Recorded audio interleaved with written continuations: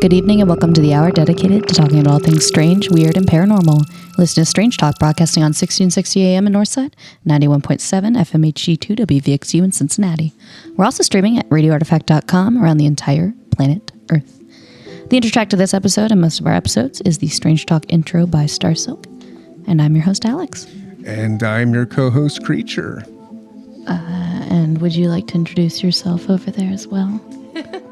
I'm in my corner, everybody. Hi, it's Calla again. It's been a hot minute since I've been on the show and excited to be back. Yeah, we got delayed a week, but we're having our little Strange Talk Hexmas party.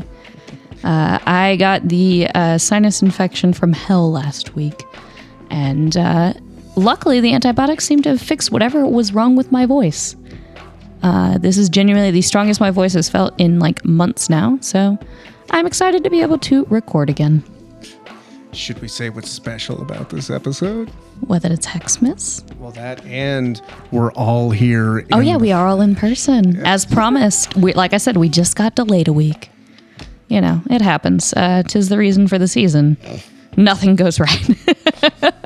Would it be the holidays if things didn't go to hell in a handbasket? Yeah, something like that. I don't know. It's called seasoning. Seasoning. You gotta season your cast iron, you know. For the season. Gosh.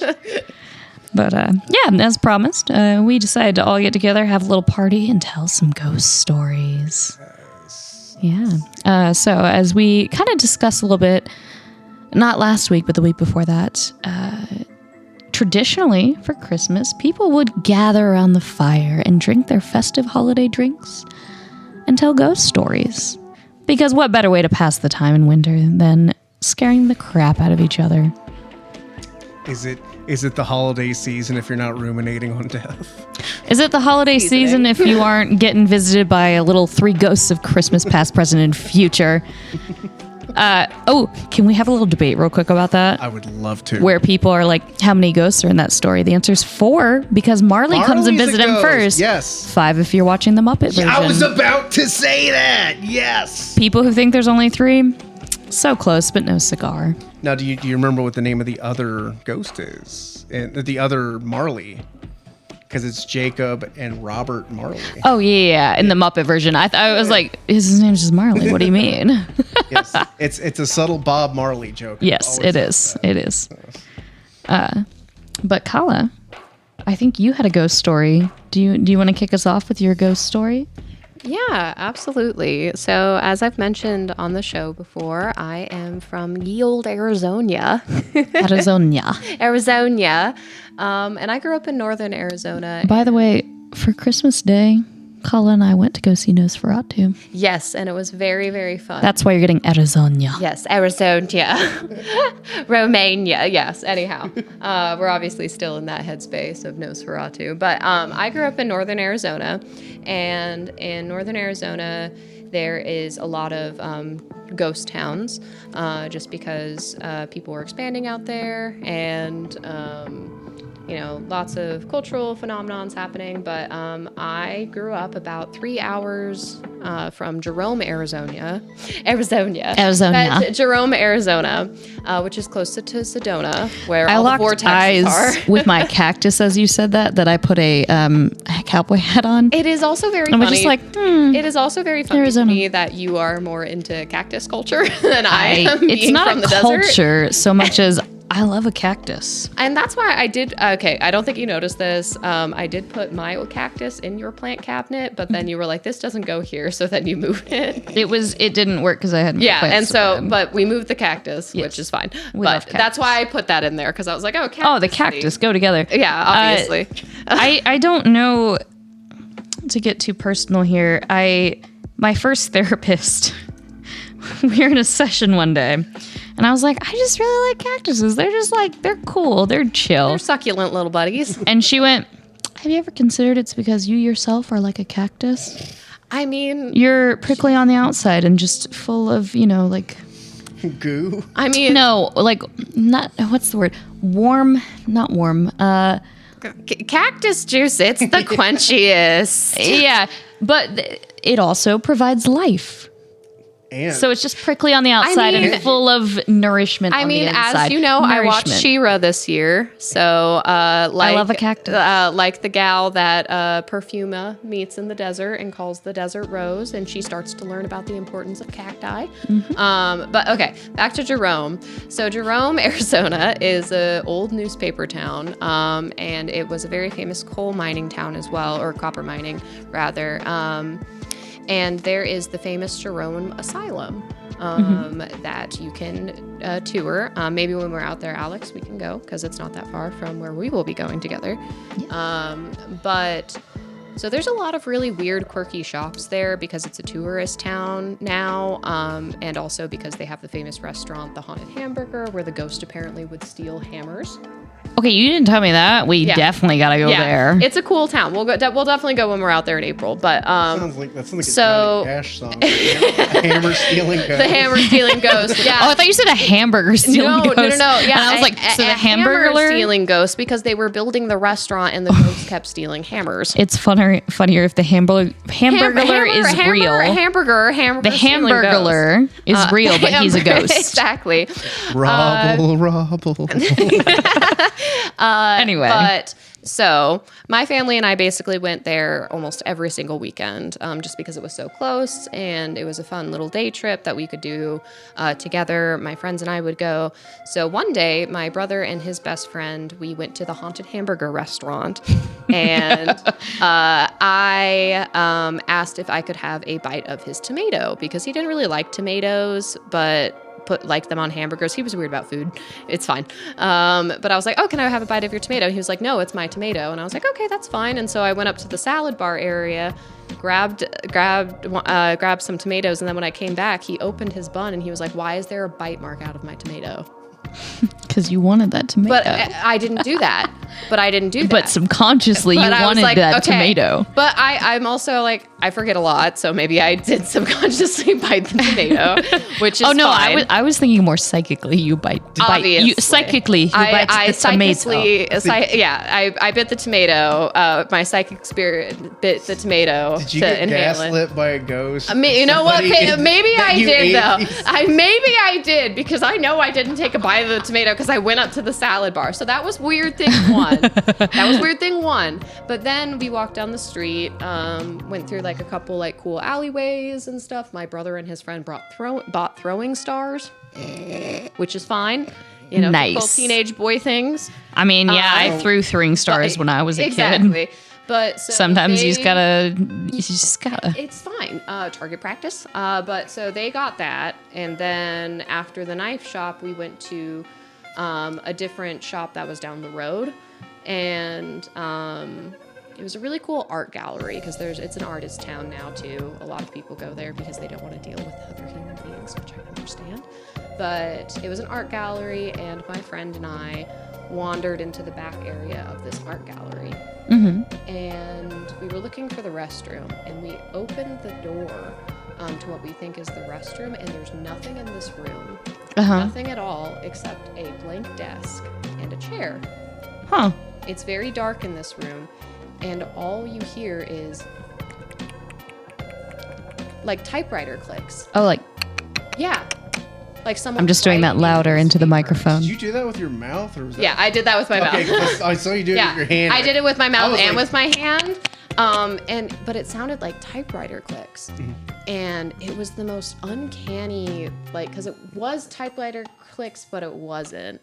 And we both, and I was like 11, and my friend and I just looked at each other and was like, "This isn't normal." We both screamed and ran down the hall and was looking, because there was no one in the room. Yeah. But this weird, bizarre sound that was typewriter clicks. Yeah. And then when you look into the history of Arizona and of Jerome, Arizona, it is a typewriter town. Interesting. So that was my first like ghost experience of there's no other explanation. Like the only other thing I could think of is for people to like be a practical joke of like playing something like that. But this was an art gallery. There's no. Who would do that? But who would do that at an art gallery in a barren room with just a desk and just a chair? It was very bizarre. It was very, very bizarre. But Jerome, Arizona is very fascinating. And so when we go out to Arizona, we definitely will go. And there used to be a cool, famous toy shop there as well.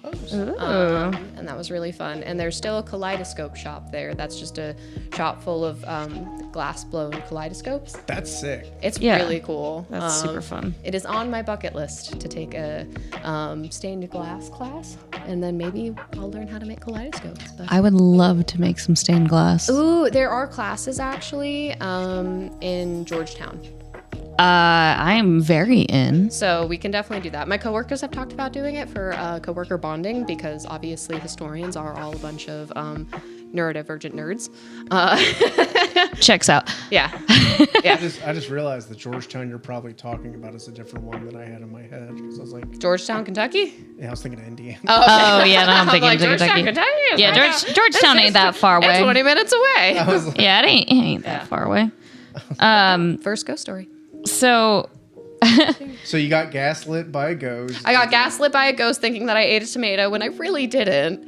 But my the ghost brother is was like, "You convinced- sure you didn't?" My brother was convinced that I did, but I really didn't, because he said no, and I respect when people say no. Like, so I respect people's boundaries here. And then go into an art gallery looking for the bathroom and hear typewriter clicks in a room that should not. not I have. have typewriter. I mean, Sedona's fun though, because there's a lot of alien statues, Alyx. So when we go, we will go to all of the weird alien places. yeah. No, that I want to see all the alien places. Obviously, There's also a really cool church in Sedona as well. It's a very historic, beautiful church. I like architecture. architecture is very fun. Yes. Yeah. Well, especially in Arizona too, because Frank Lloyd Wright is from there, and so he made a lot of stuff there. Really? The famous architecture, yeah. The Arkansas. Oh, I was thinking the Wright brothers. I was like, he's from Arizona. I was like, no, he's not. He's from Ohio. No. I know. I had a moment, Frank Lloyd sorry. Wright, the architecture, and his apprentice built. I know who you're talking about now. Which is my I know favorite him place. too. I just, being from Ohio, my brain went to the with Wright brothers. brothers. And the reason that I jumped to that is because North Carolina is always like, we're first in flight. And I'm like, they're from Ohio. So just because they chose to do their test flight in North Carolina doesn't make you special. Like You know how, what, like how Illinois tries to claim Lincoln, but you know, Yeah. It's just like, Well, we hey. have Lincoln's pocket watch at the History Center. nice. Yeah. Have you ever told time on it? Have you ever stolen it to find the story time. Declaration of Independence? Going on to another ghost story, and this is on the Kentucky Historical Society website. If you ever want to watch the full video of it, but they go over the Lincoln's pocket watch that we do have in the collection. So for the movie Lincoln, the production managers wanted to get the actual ticking of the original pocket watch, which they have in the collection, and they also have another pocket watch of Lincoln's in the Smithsonian Museum. But they specifically asked the Kentucky Historical Society to record for the pocket watch, and it landed on the time that is the same date that Lincoln died on when they recorded it. It landed right on that time when they were recording it. It's pretty sick. And so they've got a really it was very bizarre. And then so in that movie, that's the same ticking of the original pocket watch, and then it landed on the time that Lincoln died, which is weird. Now, I need to be clear on this. You're talking about the Spielberg movie Lincoln and not the Abraham Lincoln Vampire Hunter? Not the Abraham Lincoln Vampire Hunter, which I still need to watch because that movie looks so campy and wonderful. I get my historical documentaries mixed up. So absolutely. No. It is the historical documentary, which, by the way, another technically historical documentary, Loving Vincent, is beautiful. So highly recommend that. Well, he didn't have any ghosts or skeletons. Oh, definitely not. Just a earful.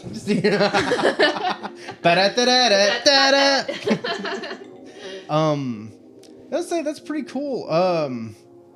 So yeah, I've always heard that Lincoln haunts the Lincoln bedroom too, which brings up some questionable stuff during the Clinton administration, but that's here nor there. I still haven't visited the Mary Todd Lincoln house in Lexington yet. Oh yeah, I forgot that's out here. I haven't visited it yet. I really want to. But fun thing about Daniel close. Boone too is unsure that it is actually his skeleton buried in the Frankfurt cemetery. Oh, really? They can't verify it 100% that it is him because But they did dig it up. They did. He was originally buried, I want to say in Virginia. Please don't quote me on that. But he was buried elsewhere, and then they dug up supposedly him and then transferred his corpse to the Frankfurt cemetery. So it could have just been a corpse in a Correct. tin hat. Correct. But they do actually have a cast model of the skull of Daniel Boone, supposedly cool. Daniel Boone, in the Historical Society as well.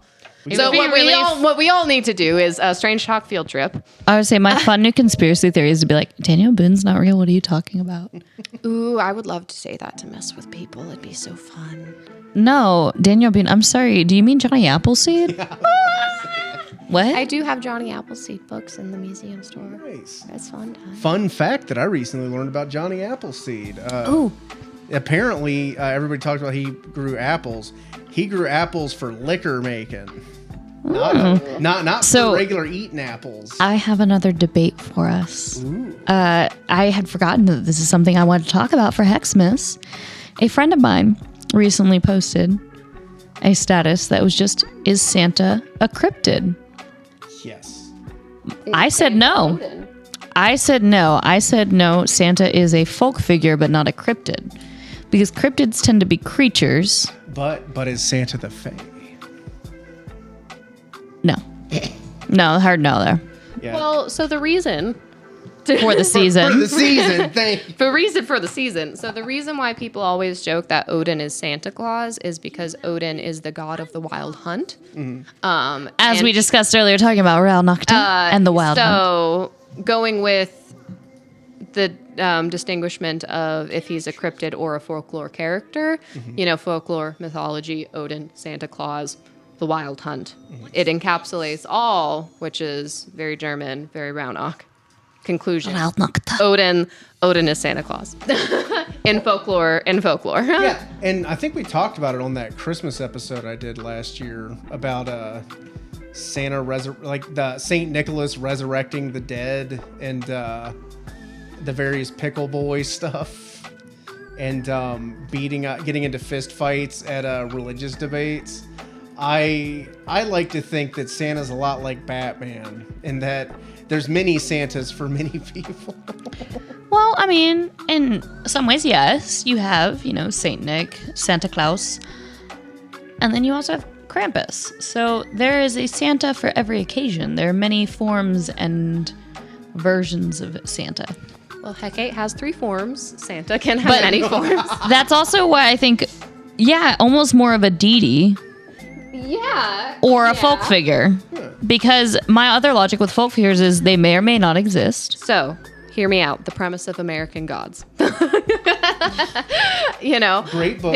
Great book. But then obviously there's Odin of the Germanic lands, and then there's the American God style of Odin. All are valid versions of Odin. So Santa, all are valid versions of Santa. but it's just a different version of Santa. Well, you see, I've had a recent similar debate in that, I'm a grown man, and I talk about... I know! I talk about Sonic the Hedgehog. Are you Santa? You have to tell us if you're Santa legally. Otherwise, it's in... I am a cop, but I'm not Santa. I think that's still entrapment. I was trying to think of it... Enwrapment. But I was trying to think of a pun for like a Santa... Yeah, sorry. No, I was going to say... there's a current thing in the Sonic community of modern Sonic Claus. Yeah. No. Never mind. We're not getting into that. Please. No. Okay. We're here to tell ghost stories and kick some beep, and we're all out of kick and beep. So we're going to tell some ghost stories. Yeah. I also don't have any bubblegum, so I'm going to go ahead and read this ghost story. Yes. Because as we've discussed, what people used to do for Christmas is they would gather around and tell ghost stories to each other. Ghost story. Yeah. So this one is called Smee. Oh no, I accidentally closed what year it was from. Let me pull it back up. I think I know Smee. It's a very classic one that people used to tell for Christmas. It is from the 1800s. It is by A.M. Burrage. I'm just trying to find the year. Why is it not on anything? It was published in December of 1929 in an issue of Nash's Pall Mall magazine. So, I am going to read this for us because it's pretty classic as far as these go. If you look up Christmas ghost stories, it will be one of the first ones that you see. And that's why I thought that we should go ahead and do it. So I'm going to read this. "No," said Jackson with a shy little smile. "I'm sorry, I won't play hide and seek." It was Christmas Eve, and there were 14 of us in the house. We had a good dinner, and we were all in the mood for fun and games. All, that is, except Jackson. When somebody suggested hide and seek, there were loud shouts of agreement. Jackson's refusal was the only one. It was not like Jackson to refuse to play a game. "Aren't you feeling well?" someone asked. "I'm perfectly all right, thank you," he said. But, he added, with a smile that softened his refusal, but did not change it, "I'm still not playing hide and seek." "Why not?" someone asked. He hesitated for a moment before replying, "I sometimes go and stay at a house where a girl was killed. She was playing hide and seek in the dark. She didn't know the house very well. There was a door that led to the servants' staircase. When she was chased, she thought the door led to a bedroom. She opened the door and jumped and landed at the bottom of the stairs. She broke her neck, of course." We all looked serious. Mrs. Fernley said, "How terrible! And were you there when it happened?" Jackson shook his head sadly. "No," he said, "but I was there when something else happened. Something worse." "What could be worse than that?" "This was," said Jackson. He hesitated for a moment, then he said, "I wonder if any of you have ever played a game called Smee. It's much better than hide and seek. The name comes from It's Me, of course. Perhaps you'd like to play it instead of hide and seek. Let me tell you the rules of the game. Every player is given a sheet of paper. All the sheets except one are blank. On the last sheet of paper is written Smee. Nobody knows who Smee is except Smee himself or herself. You turn out the lights and Smee goes quietly out of the room and hides. After a time, the others go off and search for Smee. But of course, they don't know who they are looking for. When one player meets another, he challenges them by saying Smee. The other answers Smee, and they continue searching. But the real Smee doesn't answer when someone challenges. The second player stays quietly beside him. Presently, they will be discovered by a third player. He will challenge and receive no answer, and he will join the first two. This goes until all the players are in the same place. The last one to find Smee has to pay a forfeit. It's a good, noisy, amusing game. In a big house, it often takes a long time for everyone to find Smee. Perhaps you'd like to try. I'll happily pay my forfeit and sit here in the fire while you play. It sounds like a good game, I remarked. Have you played it too, Jackson? Yes, he answered. I played it in the house that I was telling you about. And she was there, the girl who broke... No, said someone else. He told us he wasn't there when she broke her neck. Jackson thought for a moment. I don't know if she was there or not. I'm afraid she was. I know that there were 13 of us playing the game, and there were only 12 people in the house. And I didn't know the dead girl's name. When I heard that whispered name in the dark, it didn't worry me. Oh, hold on. Sorry, it's refreshing. Of course, it's refreshing right in the middle of me reading. You caught... Right as we get into it. Oh, so refreshing. Anyway, and I didn't know the dead girl's name. When I heard that whispered name in the dark, it didn't worry me. But I tell you, I'm never going to play that kind of game again. It made me quite nervous for a long time. I prefer to pay my forfeit at once. We all stared at him. His words did not make sense at all. Sam Voice was the kindest man in the world. He smiled at us all. This sounds like an interesting story, he said. Come on, Jackson, you can tell it to us instead of paying a forfeit. Very well, said Jackson. And here is his story. Have you met the Sangstons? They're cousins of mine, and they live in Surrey. 5 years ago, they invited me to go spend Christmas with them. It was an old house with lots of unnecessary passages and staircases. A stranger could get lost in it quite easily. Well, I went down for that Christmas. Violet Sangston promised me that I knew most of the other guests. Unfortunately, I couldn't get away from my job until Christmas Eve. All the other guests had arrived the previous day. I was the last to arrive, and it refreshed again. I was the last to arrive. Come on. This is what happens when you read PDFs on the internet. They just like to refresh on you randomly. I was last to arrive, and I was only just in time for dinner. I said hello to everyone I knew, and Violet Sangston introduced me to the people I didn't know. Then it was time to go into dinner. That is perhaps why I didn't hear the name of a tall, dark-haired, handsome girl who I hadn't met before. Everyone was in a hurry, and I am always bad at catching people's names. She looked cold and clever. She didn't look at all friendly, but she looked interesting, and I wondered who she was. I didn't ask because I was sure that someone would speak her name during the meal. Unluckily, however, I was a long way from her at the table. I was sitting next to Mrs. Gorman, and as usual, Mrs. Gorman was being very bright and amusing. Her conversation is always worth listening to, and I completely forgot to ask the name of the dark, proud girl. There were 12 of us, including the Sangstons themselves. We were all young, or trying to be young. Jack and Violet Sangston were the oldest, and their 17-year-old son Reggie was the youngest. It was Reggie who suggested Smee when the talk turned to games. He told us the rules of the game, just as I've described them to you. Jack Sangston warned us all, if you were going to play games in the dark, he said, please be careful of the back stairs on the first floor. A door leads to them, and I've often thought about taking the door off. In the dark, a stranger to the house could think they were walking into a room. A girl really did break her neck down those stairs. I asked how it happened. It was about 10 years ago, before we came here. There was a party and they were playing hide and seek. This girl was looking for somewhere to hide. She heard somebody coming and ran along the passage to get away. She opened the door, thinking it led to a bedroom. She planned to hide in there until the seeker had gone. But unfortunately, it was the door that led to the back stairs. She fell straight down to the bottom of the stairs, and she was dead when they picked her up. We all promised to be careful. Mrs. Gorman... It's refreshing again. Dramatic pause. Mrs. Gorman.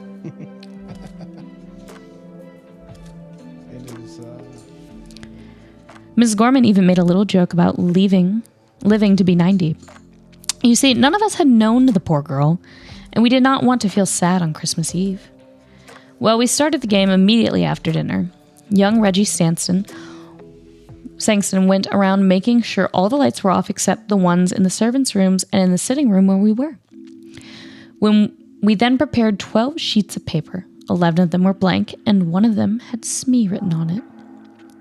Reggie mixed them all up, and then we each took one. The person who got the paper with Smee on it had to hide. I looked at mine and saw that it was blank. A moment later, all the electrical lights went out. In the darkness, I heard someone moving very quietly to the door. After a minute, somebody blew a whistle, and we all rushed to the door. I had no idea who was Smee. For 5 or 10 minutes, we were all rushing up and down passages, in and out of rooms, challenging each other and answering, Smee? Smee. After a while, the noise died down, and I guessed that someone had found Smee. After a time, I found a group of people all sitting on some narrow stairs. I challenged and received no answer, so Smee was there. I hurriedly joined the group. Presently, 2 more players arrived. Each one was hurrying to avoid being last. Jack Sangston was last and was given a forfeit. "I think we're all here now, aren't we?" he remarked. He lit a match, looked up the staircase, and began to count. 9, 10, 11, 12, 13, he said, and then laughed. "That's silly, there's one too many." The match went out, and he lit another and began to count. He got as far as 12, then he looked puzzled. "There are 13 people here," he said. "I haven't counted myself yet." "Oh, nonsense," I laughed. "You probably began with yourself, and now you want to count yourself twice." His son took out his electric torch. It gave a better light than the matches, and we all began to count. "Of course there were 12 of us," Jack laughed.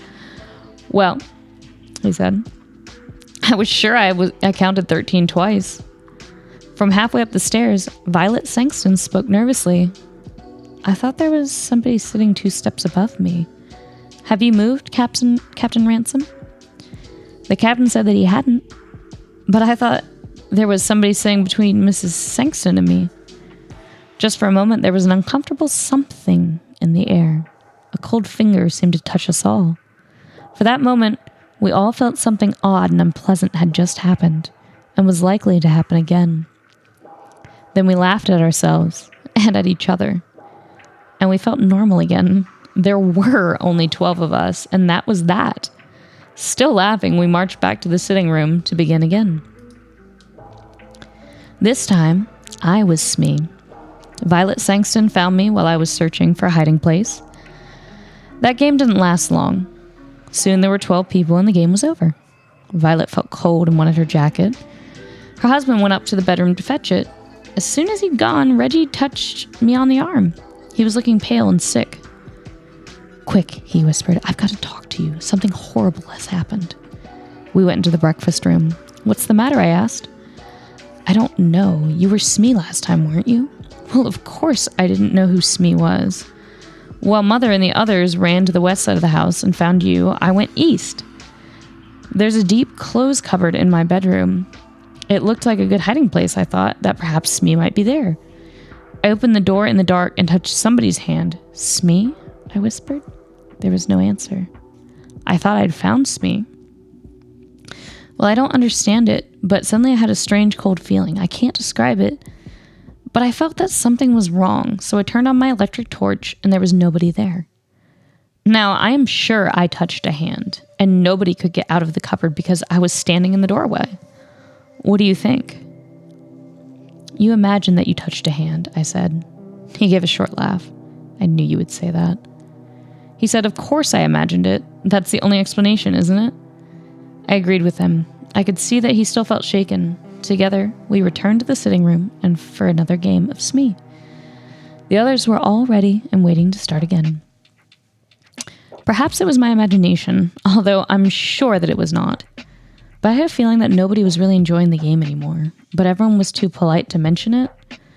All the same, I had the feeling that something was wrong. All the fun had gone out of the game. Something deep inside me was trying to warn me. "Take care," it whispered. "Take care."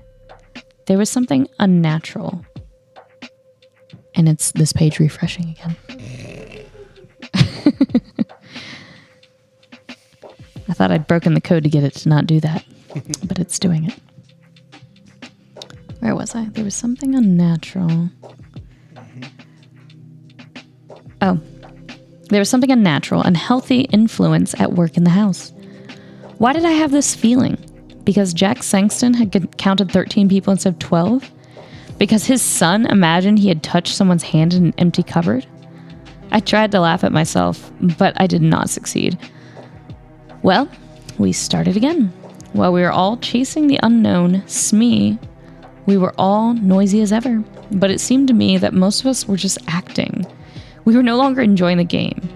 At first I stayed with the others, but for several minutes no Smee was found. I left the main group and started searching the first floor at the west side of the house. And there, while I was feeling my way along, I bumped into a pair of human knees. I put out my hand and touched a soft, heavy curtain. There, I knew where I was. There were tall, deep windows with window seats at the end of the passage. The curtains reached to the ground. Somebody was sitting in a corner of one of the window seats behind a curtain. Aha, I thought. I've caught Smee. So I pulled the curtain to one side and touched a woman's arm. It was a dark, moonless night outside. I couldn't see the woman sitting in the corner of the window seat. Smee, I whispered. There was no answer.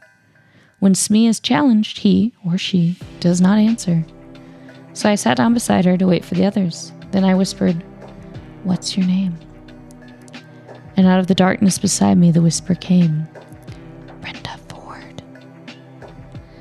I did not know the name, but I guessed at once who she was, and I knew every girl in the house by name except one. And that was the tall, pale, dark girl.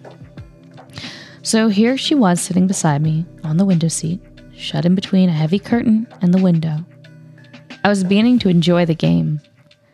I wondered if she was enjoying it too. I whispered one or two rather ordinary questions to her and received no answer. Smee is a game of silence. It is a rule of the game that Smee and the person or persons who have found Smee have to keep quiet. This, of course, makes it harder for the others to find them. But there was nobody else about. I wondered, therefore, why she was insisting on silence. I spoke again and caught no answer. I began to feel a little annoyed. Perhaps she is one of those cold, clever girls who have a poor opinion of all men. I thought, she doesn't like me, and she's using the rules of the game as an excuse for not speaking. Well, if she doesn't like sitting here with me, I certainly don't want to sit with her.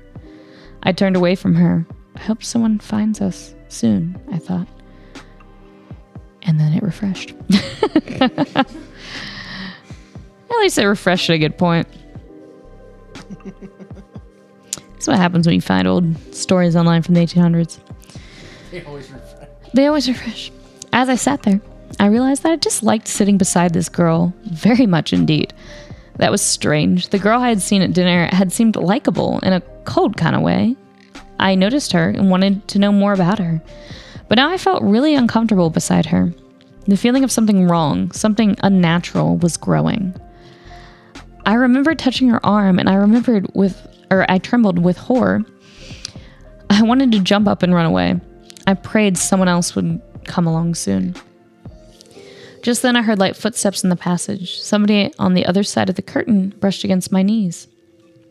The curtain moved to one side and a woman's hand touched my shoulder. "Smee?" whispered a voice that I recognized at once. It was Mrs. Gorman. Of course she received no answer. She came and sat down beside me, and at once I felt very much better. "It's Tony Jackson, isn't it?" she whispered. "Yes," I whispered back. "You're not Smee, are you?" "No, she's on my other side." She reached across me. I heard her fingernails scratch a woman's silk dress. "Hello, Smee. How are you?" "Who are you?" "Oh, is it against the rules to talk?" "Never mind, Tony. We'll break the rules.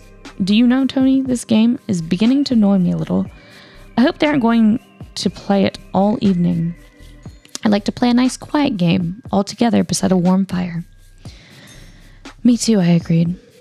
"Can't you suggest something to them? There's something rather unhealthy about this particular game. I'm sure I'm being very silly, but I can't get rid of the idea that we've got an extra player, somebody who ought not to be here at all." That was exactly how I felt, but I didn't say so. However, I felt very much better. Mrs. Gorman's arrival had chased away my fears. We sat talking. "I wonder when the others will find us," said Mrs. Gorman. After a time, we heard the sound of feet and young Reggie's voice shouting, "Hello? Hello? Is anyone here?" "Yes," I answered. "Is Mrs. Gorman with you?" "Yes." "What happened to you? You've both got forfeits. We've all been waiting for hours." "But you haven't found Smee yet," I complained. "You haven't, you mean? I was Smee this time." "But Smee is here with us," I cried. "Yes," agreed Mrs. Gorman. The curtain was pulled back, and we sat looking into the eyes of Reggie's electric torch. I looked at Mrs. Gorman, and then on my other side. Between the wall was an empty place on the window seat. I stood up at once. Then I sat down again. I was feeling very sick, and the world seemed to be going round and round. There was somebody there, I insisted, because I touched her. So did I, said Mrs. Gorman in a trembling voice. And I don't think anyone could leave the window seat without us knowing. Reggie gave a shaky little laugh. I remembered his unpleasant experience earlier that evening. Someone's been playing jokes, he said. Are you coming down? We were not very popular when we came down to the sitting room. I found the two of them sitting behind a curtain on a window seat, said Reggie. I went up to the tall, dark girl. So you pretended to be Smee and then went away, I accused her. She shook her head. Afterwards, we all played cards in the sitting room, and I was very glad. Sometime later, Jack Sangston wanted to talk to me. I could see that he was rather cross with me, and soon he told me the reason. Tony, he said, I suppose you were in love with Mrs. Gorman. That's your business, but please don't make love to her in my house during a game. You kept everyone waiting. It was very rude of you, and I'm ashamed of you. But we were not alone, I protested. There was somebody else there, somebody who was pretending to be Smee. I believe it was that tall, dark girl, Mrs. Ford. She whispered her name to me. Of course she refused to admit it afterwards. Jack Sangston stared at me. Miss who? He breathed. Brenda Ford, she said. Jack put a hand on my shoulder. Look here, Tony, he said. I don't mind a joke, but enough is enough. We don't want to worry the ladies. Brenda Ford is the name of the girl who broke her neck on the stairs. She was playing hide and seek here 10 years ago. And that's the end of that story. I liked that story. I had not heard Spooky. Yeah. I realize I've heard people talk about that story, but I've never actually heard that story. Yeah, I think a lot of people hadn't heard the full story. I love it because it's hide and seek, but somehow let's make it creepier. So. Well, I guess I can tell my story. Are you ready, or do you need a second? Well, because, okay, listener, I'm going to level with you. The story I had picked out was way too long, and I did not realize that until we started recording. So I may actually tell one from my personal catalog. Go ahead. I love catalog. Like, you have a bookshelf of personal ghost stories. And you're... To set the tone here, it's dusty, obviously. And you're just brushing your hand along the books and you go, yes, I think this vintage will do. As you pull it out, a cobweb follows. That's a good tome to share. A good one from my personal vintage. Yes, I'm going as to you pull it out. I'm going to read it in front of the fire at the estate. Quickly, someone make a pot of tea so we can share for this cold winter's night. So this ghost story. And that is exactly the point of ghost stories. It was to keep you warm on chilly nights, even if it chilled you on the inside. Now, I'm glad we've caught the tone now. Also, I really want to play Smee sometime. That sounds fun. That sounds like a blast. But we need somebody with a big house to do it. So I guess I should say the reason I call this my personal catalog is it's not my story. Oh, okay. It is my... but it is a fine vintage. It's a fine vintage. I'll save who it's from till the end. From what region? Here, Kentucky, Louisville. I was joking like once, but yeah. Oh. Sorry, little. No, you're good. From the Appalachian region. From the Appalachia. This is from good old Mount. Fine Appalachian vintage. This is good old Mount Washington box wine. Perfect. Wash it down with a little dew. Is it aged in bourbon barrels? Maybe everything in Kentucky's aged in a bourbon barrel. Does it have a seasoning of coal? I think the baby Accents line, are coping. I'm sorry. You're fine. I think the baby line caught me off guard. Baby, everything's aged in a fine. Baby girl, you're aged like a fine wine in a whiskey barrel. It's funny when that weird bit comes out of me because I would never say that normally, but every so often I'll say something and we're just like, we're doing it live, baby. Okay, so this story, I realize it might be a little bleak, but... like the other one wasn't? Yeah. Yeah, to be fair, I guess it's hard to beat girls broken down. I see dead people. So, this story involves a woman and her mother. The actual supernatural events very brief, but this woman had a very unhealthy mother. This woman in real life, most people believe post-mortem that she may have been a schizophrenic. She did quite a few horrible things in her life. She used to beat and torment her children, and she pushed one of her daughters in a metal stroller down a flight of stairs, permanently disabling her for the rest of her life. Was really not a great person. This woman was my great-grandmother. And my grandmother, who I have a unique view of her. She is the cause for a lot of turmoil in my family, and it's hard because I realize she herself came from a lot of turmoil. So, You can experience trauma without perpetuating it onto the next generation. Unfortunately, it's not your fault that you have trauma, but it is your responsibility to deal with. Yes, 100%. Well, my grandmother hated her mother, which is my great-grandmother, the schizophrenic. So much so that she actually ran away from home and lived with moonshiners for 8 years. Papa Gus and Mommy Nanners. Because it's that period in Kentucky history. But the reason I bring it up is one day, a few months after my great-grandmother had passed, who I'd never met. She was dead by, I believe, the late 70s, and I was born in the Reagan era. Because I'm young and hip. I opened my mouth like I had something to say. I have nothing to say about that. I'm not old, but I'm getting there. I'm very young. Very young. Eternally I'm 26.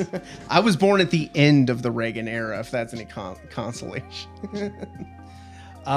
So my great-grandmother, one night, a few months after her mom had passed away, was laying in bed, and she felt a presence sit down next to her, and then she felt a hand touching her hand, and the way she described it, that is how her mother always used to sit with her when she was younger. And my grandmother screamed a bunch of expletives and told the spirit to get out. It was not welcome there. Yeah. And it's interesting to me because I've recently learned that my other grandmother, who loved her mom and got along with her mom, had almost verbatim the exact same supernatural occurrence. Now these are two sides of my family that don't really talk, so I know there's not crossed wires here, but it was very eerie learning that my other grandmother welcomed the spirit of her mother, as opposed to my other side of the family. And it was a very interesting spiritual duality of man moment for me.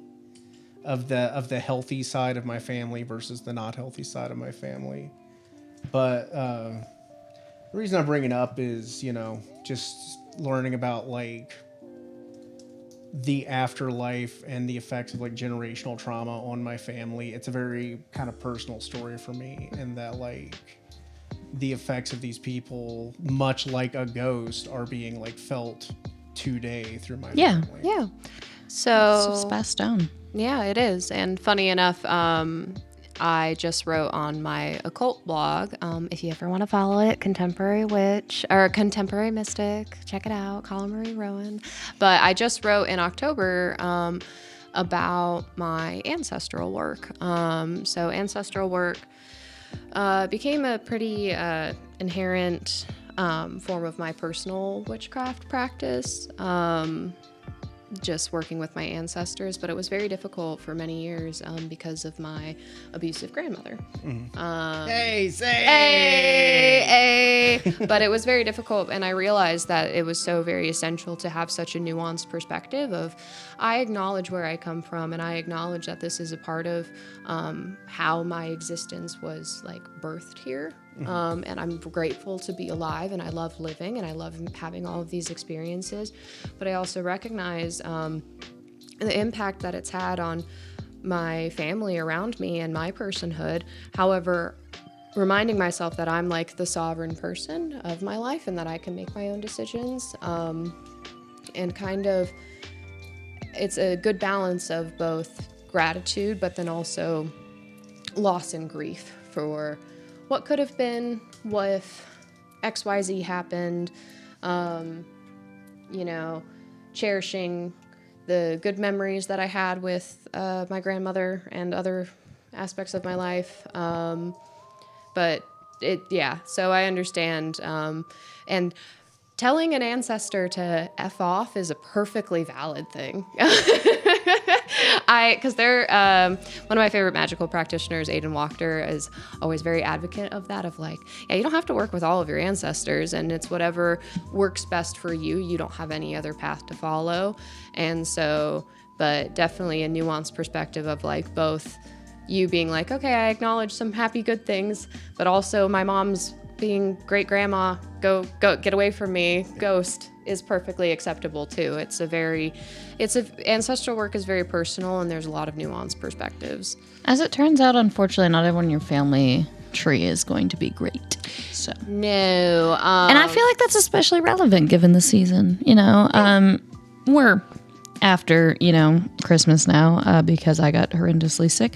I didn't have to see any of my family this year. I thought that was we opened our Christmas presents in a parking lot. It's true. You don't have headphones on, so you didn't hear that. So right after I said that, there was a laugh in the backing track, and that's why we both stopped and looked at each other like, funny. "Oh, that was creepy timing." But unfortunately, not all of your family is going to be good. And that's part of why our last episode we were like, find the traditions that you love. Your traditions do not have to be what your family did, especially if you don't get along with your family, and your family can also be your found family. I think found family is way more important than given family, because there is a certain level of like, well, if you're blood related, you have to love each other. You don't, actually. You can choose to. And hopefully, your blood family and you do love each other, but that is not always the case, which is why found family is way more important, because it's the people that you choose, and it's the people that you choose to hold on to and choose to keep in your life and put active effort into, rather than people who are like, they may not put effort into it. Because sometimes if you're related by blood, you might just be like, well, you have to love him because he's your cousin, Well, I think found family is just such a important metaphor for truly unconditional love, because there are no familiar attachments of obligation, because you have to do that because it's your cousin. But no, you don't have to. There is always such a powerful choice of being your own person and saying no. And no, I don't want to talk to grandma, or no, I don't want to talk to Aunt Baba, like whomever, It's no is such a powerful choice. Shade thrown at Aunt Baba. Yeah, Aunt Baba. I want to talk to Aunt Baba. Today's Christmas. She hurt my feelings 2 years ago, and those are valid feelings. Now, a lot of people in my life know this. That particular grandmother I have a strained relationship with, but if it's okay with you, I'd like to tell a very quick positive story a memory I have of her. Ooh, of course. Good memories are important. Yes, we the Big and Tasty had just come out at McDonald's. I was like, what? I love this. My grandma and I would go to McDonald's ice cream in her Mercedes, and her license plate was Sly Fox. So I am all for McDonald's bonding. Cool. She asked me and my dad to go get her the new burger from McDonald's, and my dad was like, "Yeah, Mom, what's it called?" And she goes, "I think it's called the Big and Nasty."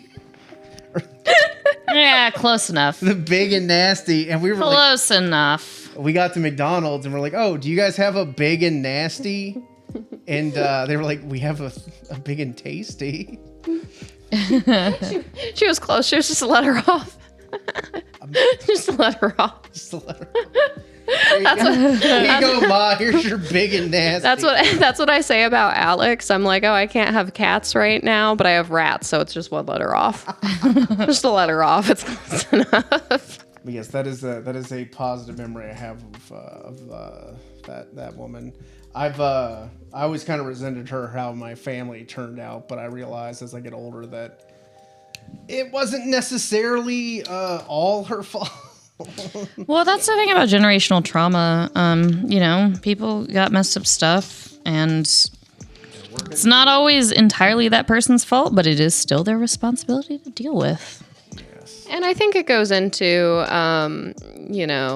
aspects of self-preservation and always, as if you're doing what's best for you and what's aligned with your own values, that will have an impact on those around you. And self-preservation in terms of like family is so important, because it's like, oh, if I'm looking after for me, then I can best help my partner, best help the other people around me.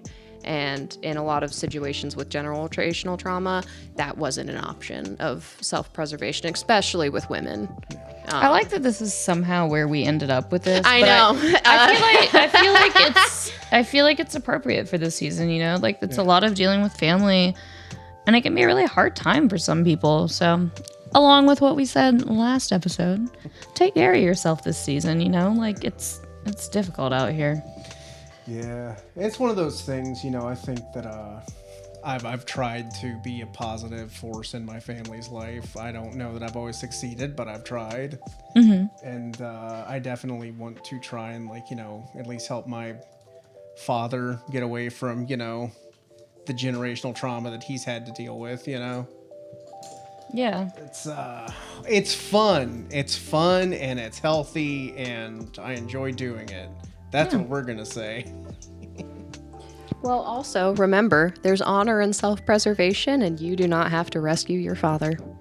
Also correct. You can't save anyone else. I mean, you can try, but ultimately, everyone, it's their decision. Everyone has to save themselves. You can help as much as you can, but it has to be a decision from that person. Yeah. So. Yeah, well, usually... Here's to breaking those generational cycles of... messed up stuff. It's a lot of work. It's a lot of... We just fist bumped. You can't see. But yeah. I don't have anything else to cheers with, so yeah. It's a lot of work to do that, and props to the people that are willing to do that, because it's not fun. It's worth it, or you at least hope that it's worth it in the end. I do want to apologize to the listeners that we're all excited for me to tell a cryptidy ghost story that I thought I had prepared, but I gave them a good old 1800s one, and you did, and then we went through the horrors of generational trauma, so it's all right. Which is really the ghost of Christmas present, past, and future. Correct, because you never want to become your mother. We all become our mother or father, unfortunately. The old man, I was always like, I'm definitely never going to be my parents. But the older I get, I do things, I'm like, oh, I'm my mom. I was listening to my dad. And I don't have a problem with that, but I am like, when did this happen?